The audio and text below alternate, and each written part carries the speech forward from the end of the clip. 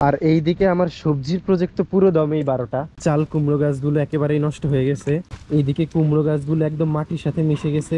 আর এইদিকে আমার লাউয়ের প্রজেক্টও একদমই শেষ। অতি বৃষ্টির কারণে, অতি পানির কারণে চারিদিকে শুধু লস আর লস। সব প্রজেক্টই ধ্বংস।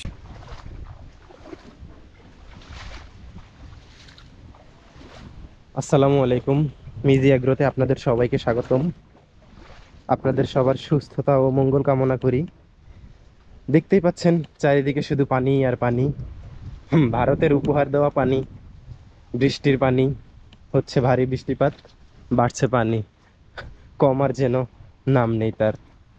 এইদিকে মানুষ নাজেহাল। তো এই ভারী বৃষ্টিপাত আর পানির কারণে মাছের প্রজেক্টের তো 12টাই, এটা পুরোটাই লস প্রজেক্ট। কিছু করার নাই, এটা হওয়ারই ছিল।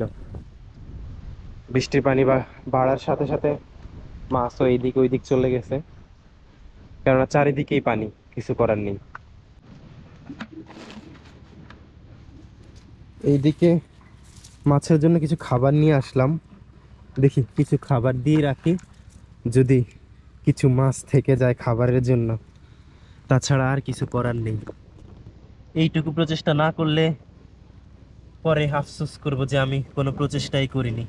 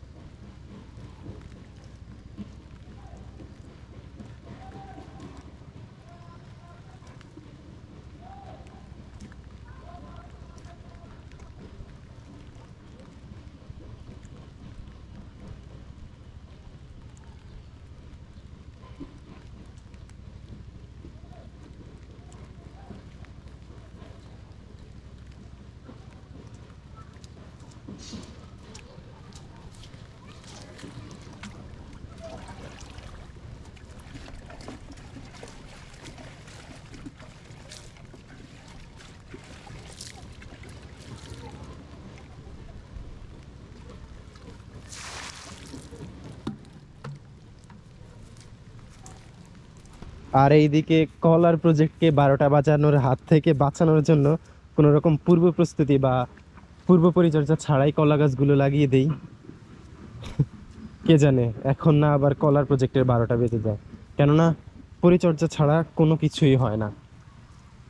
তবে হ্যাঁ, কলা গাছ মোটামুটি পানি সহনশীল, আল্লাহ ভালো জানে, বাকিটা আল্লাহর উপরে, আল্লাহ ভরসা। আর এইদিকে আমার সবজির প্রজেক্ট তো পুরো দমেই 12টা।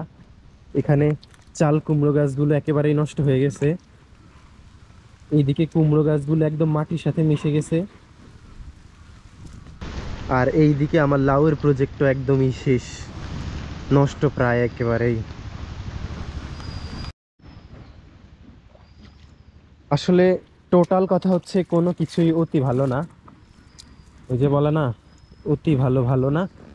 তো কথা হচ্ছে সেইটা, অতি বৃষ্টির কারণে, অতি পানির কারণে চারিদিকে শুধু লস আর লস। সব প্রজেক্টই ধ্বংস।